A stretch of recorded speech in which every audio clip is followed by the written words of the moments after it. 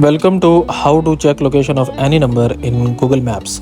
So in this video we are going to show you how to check location of any number in Google Maps. But before start of this video, I want you guys to like this video and subscribe to my YouTube channel. So first of all, what you're gonna need to do here, you will open up your browser and you will go to this website where it says truecaller.com, and here you will input that specific number whose location you want to track, and this is the country code and this is the number, and then you will tap on search.